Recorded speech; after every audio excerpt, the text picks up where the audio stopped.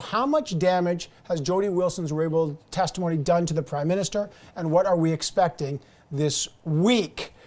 Let's bring in the Scrum. Joining me now, Tonda McCharles, senior reporter with the Toronto Star, Joyce Napier, CTV's Ottawa bureau chief, Craig Oliver, CTV's chief political commentator, and our special guest from the Globe and Mail, the bureau chief there, Bob Fife. Well, everyone's still going? Okay, good. We're ready. Okay, good. Bob, let me start with you. What stood out after that extraordinary testimony by Jody Wilson-Raybould? What stands out for you going forward? What stood out was right from the get-go, she walked into that committee meeting all by herself. She sat at the table by herself, and she showed a tremendous amount of poise, calm, and courage in speaking, I believe, honestly about what she saw. And right from the get-go, she said, I experience constant and coordinated political pressure to intervene in the Canadian justice system. To me, that was explosive. Yeah, she did not lead lightly, Tonda. There's a lot there. I don't know if I could say there was one moment. The whole opening statement, 38 minutes of explosive testimony. My gut turned. When I listened to it, I was shell-shocked. I have been covering courts, legal affairs, and justice matters for 35 years, and I was at a loss to explain how profound it seemed to me the lines were crossed over and over and over again. Now, someone else can judge if they were legal lines, but ethical lines, in my view, were crossed. When she said, no, Prime Minister, I'm advising you not to say this. We're done. From then on, it should have stopped, and it didn't. So I'm shocked by that. Yeah, and just so people know, that was September 17th. She meets with the Prime Minister. The House is just back, and she says, are you trying to direct me? He says no, but she says, I would advise you not to. What stood out? Well, before that, she said, I looked my Prime Minister in the eyes. Yeah.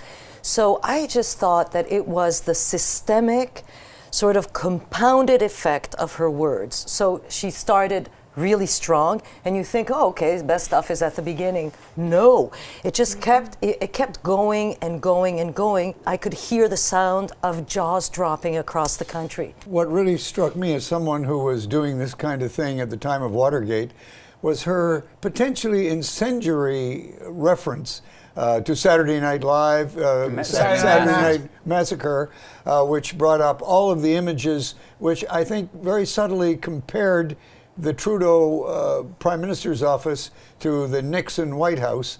And that whole Nixonian idea is something that Canadians are going to have to be thinking about as this continues, which she surely is going to do. You know, what's devastating in all of this is that she came armed with notes, texts, emails, transcripts of debriefs which were taken at the time, and any lawyer knows that that's a credible witness. That's what police do at the scene of a crime or an accident. Take notes at the time. And may I say, that is why they will never have a public judicial inquiry into this, because that would require the Prime Minister's office and all of the aides who were involved in that, including the clerk of the Privy Council, to produce their text messages, their documents, and their emails, and to testify under oath. If the Liberals controlled the Justice Committee, to be fair, they got more than they bargained for when she testified, but nobody's under oath. Shouldn't there, Jagmeet Singh has called for a public inquiry. Is that what we need, or is the Justice Committee, even with the restrictions, doing the job? Because we're getting a heck of a testimony. Exactly. I think that so far the Justice, look, she has set the bar very high.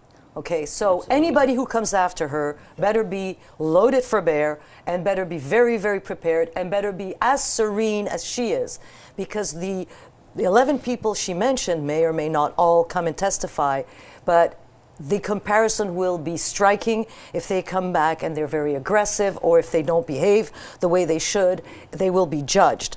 And harshly, because her bar is quite high. So Gerald Butts is going to be the first guy. He's going to testify, and he's going to back up, I assume, the Prime Minister, who said he completely disagrees with her. I don't know, are they calling her a liar or a prevaricator? But their defense is, their storyline has changed from the get-go. That's the whole problem. But no, their defense now is, we have a different experience. It's the groping offense. Right. When the Prime Minister was alleged to have groped a woman, he said, well, her experience was different than mine. That is the government's new line. Jody Wilson-Raybould's experience of what went on is different than mine. And I think what you're going to see with Mr. Butts is to come in and try to muddy the waters, chip away a bit at her credibility. But that is a really high mark to be able to take her down. He's going to have documents and other material, emails, whatever, to refute specifically things she said, or his But those meetings happened. I mean, the clerk has admitted they happened. The only way that they can, I think, successfully rebut her testimony is to say either that meeting didn't happen, or I didn't raise it, or she said I raised it, I didn't raise it, or, you know, they need to directly challenge her on facts. I just want to ask you what you make of the Liberals' other defense. This is all about jobs. Yes, we pressured her. We don't think it was undue pressure, but we aren't going to be unapologetic. We're trying to save 9,000 jobs for SNC-Lavalin. What do you make of that defense? Here's what I'm quite struck by this week after her testimony is that they're all still talking in the present tense, and even after her testimony saying this is still a live issue, still on the table, we are looking at this from the perspective of jobs. Right. Okay, yes, there's an instrument in the prosecution toolbox to do these deferred prosecutions and let a company technically off the hook, if you want to call it that, but still pay a fine and a price.